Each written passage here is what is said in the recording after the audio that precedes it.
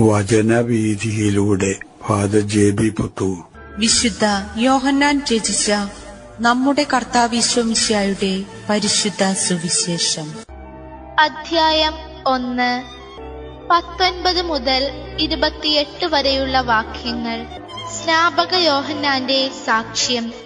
നീ ആരാണ് എന്ന് ചോദിക്കാൻ യഹൂദർ ജെറൂസലേമിൽ നിന്ന് പുരോഹിതന്മാരെയും ലേവ്യരെയും അയച്ചപ്പോൾ യോഹന്നാന്റെ സാക്ഷ്യം ഇതായിരുന്നു: ഞാൻ ക്രിസ്തുവല്ല. അവൻ അസന്ദിഗ്ധമായി പ്രഖ്യാപിച്ചു. അവർ ചോദിച്ചു, എങ്കിൽ പിന്നെ നീ ആരാണ്? ഏലിയായോ? അല്ല എന്നവൻ പ്രതിവചിച്ചു. അവർ വീണ്ടും ചോദിച്ചു, എങ്കിൽ നീ പ്രവാചകനാണോ? അല്ല എന്നവൻ മറുപടി നൽകി. അവർ വീണ്ടും ചോദിച്ചു, അങ്ങനെയെങ്കിൽ നീ ആരാണ്? ഞങ്ങളെ അയച്ചവർക്ക് ഞങ്ങൾ എന്തു മറുപടി കൊടുക്കണം? നിന്നെക്കുറിച്ച് തന്നെ നീ എന്തു പറയുന്നു? അവൻ പറഞ്ഞു, യെശയ്യാ ദീർഘദർശി പ്രവചിച്ചതുപോലെ കർത്താവിന്റെ വഴികൾ നേരെയാക്കുവിൻ എന്ന് മരുഭൂമിയിൽ വിളിച്ചു പറയുന്നവന്റെ ശബ്ദമാണ് ഞാൻ.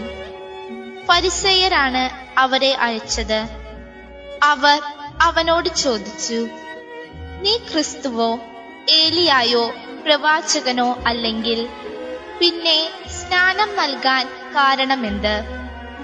യോഹന്നാൻ പറഞ്ഞു, ഞാൻ ജലം കൊണ്ട് സ്നാനം നൽകുന്നു. എന്നാൽ നിങ്ങൾ അറിയാത്ത ഒരുവൻ നിങ്ങളുടെ മധ്യേ നിൽപ്പുണ്ട്. എന്റെ പിന്നാലെ വരുന്ന അവന്റെ ചെരുപ്പിന്റെ വാറഴിക്കുവാൻ പോലും ഞാൻ യോഗ്യനല്ല.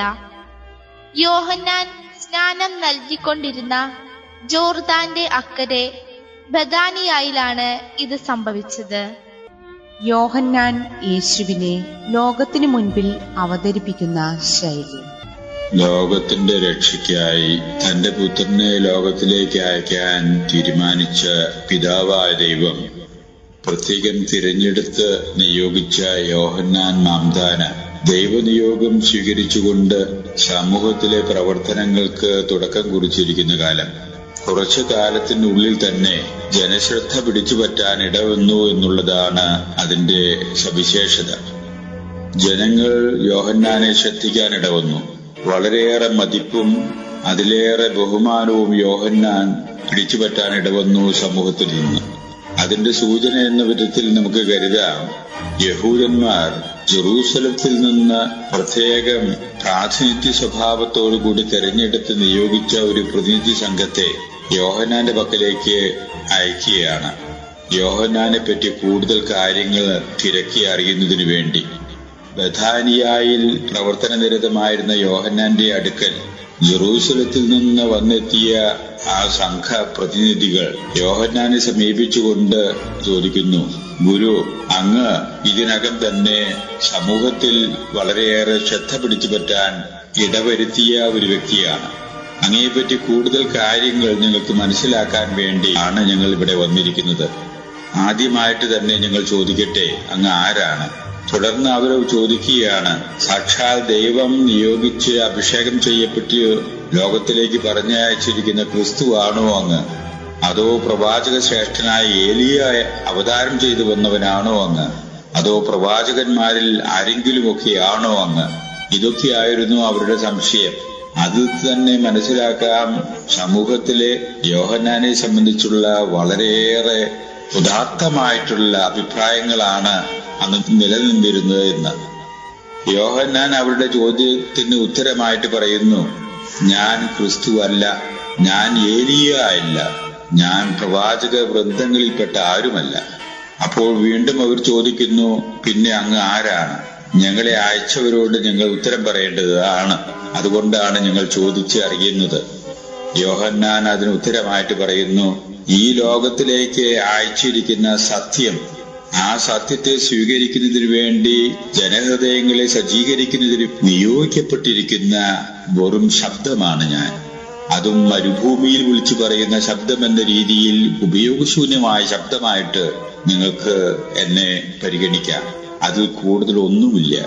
വേറെ വിധത്തിൽ പറഞ്ഞാൽ, നിങ്ങളുടെ ഇടയിൽ തന്നെ സന്നിഹിതനായി തീർന്നിരിക്കുന്ന ആ സത്യത്തെ നിങ്ങൾ തിരിച്ചറിയുന്നില്ല. അവന്റെ ചെരുപ്പിന്റെ വാറഴിക്കാൻ പോലും ഞാൻ യോഗ്യനല്ല. അവനാണ് യഥാർത്ഥത്തിൽ ദൈവത്താൽ അഭിഷിക്തമായിരിക്കുന്നവൻ. ഞാൻ അവനെ നിങ്ങളുടെ മുമ്പിൽ അവതരിപ്പിക്കാൻ വേണ്ടി നിയോഗിക്കപ്പെട്ടിരിക്കുന്ന വെറും ഉപയോഗശൂന്യമായിട്ടുള്ള ഒരു ശബ്ദം, ഒരു ദാസൻ. അതിലേറെ ഞാൻ ഒന്നുമല്ല. അപ്പൊ വീണ്ടും അവർ ചോദിക്കുന്നു, പിന്നെ അങ്ങ് എന്തുകൊണ്ട് സ്നാനം നൽകുന്നു? ആധികാരികമായിട്ടുള്ളൊരു പ്രവൃത്തി എന്ന രീതിയിലാണ് യഹൂദന്മാര് സ്നാനത്തെ നോക്കിക്കാണുന്നത്. യോഹന്നാൻ അതിന് ഉത്തരമായിട്ട് പറയുന്നു, ഞാൻ നൽകുന്ന സ്നാനം വെറും അതിന്റെ പ്രാരംഭമായിട്ടുള്ള ഒരു പടി മാത്രമേ ആകുന്നുള്ളൂ. യഥാർത്ഥത്തില് സത്യത്തിലും ജ്ഞാനത്തിലുമുള്ള സ്നാനം എനിക്ക് ശേഷം വരുന്ന ആ സത്യാത്മാവ് നിങ്ങൾക്കായിട്ട് നൽകും. അതാണ് യഥാർത്ഥത്തിലുള്ള സ്നാനം. ആ സ്നാനം സ്വീകരിക്കുന്നതിന് വേണ്ടി ഞാൻ ജനതയെ ഒരുക്കാൻ നിയുക്തനായിരിക്കുന്ന വെറും ശബ്ദം. നോക്കുക, എക്കാലവും ശ്രദ്ധിക്കപ്പെടേണ്ട, എക്കാലവും ആദരിക്കപ്പെടേണ്ട ഉദാത്തമായിട്ടുള്ളൊരു മാതൃക. യോഹന്നാൻ യേശുക്രിസ്തുവിനെ ജനതാമധ്യേ അവതരിപ്പിക്കുന്ന രീതിയാണ്. തന്നെ തന്നെ നിസ്സാരവൽക്കരിച്ചുകൊണ്ട് താൻ ആരെ അവതരിപ്പിക്കാൻ വേണ്ടി നിയോഗിക്കപ്പെട്ടിരിക്കുന്നുവോ ആ വ്യക്തിയെ ജനങ്ങളുടെ ഇടയിലേക്ക് കൊണ്ടുവരുന്ന രീതിയാണ് യോഹന്നാൻ നമ്മുടെ മുമ്പിൽ അവതരിപ്പിക്കുന്നത്. നമ്മെ സംബന്ധിച്ച് വളരെ പ്രസക്തമായൊരു വെല്ലുവിളിയായിട്ട് യോഹന്നാന്റെ മാതൃക നാം ഉൾക്കൊള്ളേണ്ടതായിട്ടുണ്ട്. നമ്മെ തന്നെ സമൂഹത്തിലേക്ക് അവതരിപ്പിക്കുന്നതിന് പകരം നമ്മുടേതായിട്ടുള്ള യഥാർത്ഥ റോളുകളും നമ്മുടേതായിട്ടുള്ള ഉത്തരവാദിത്വങ്ങളും മനസ്സിലാക്കി ബോധപൂർവം തനിമയാർന്ന രീതിയിൽ അതിനനുസരിച്ചുള്ള യാഥാർത്ഥ്യ ബോധത്തോടു കൂടി നാം പെരുമാറാൻ ഇടവന്നാൽ ആ ജീവിതം ധന്യമാകും, യോഹന്നാനെ പോലെ തന്നെ എന്നുള്ളതാണ് ഇന്നത്തെ സുവിശേഷം നമുക്ക് നൽകുന്ന സന്ദേശമായിട്ട് നമുക്ക് സ്വീകരിക്കാവുന്നത്.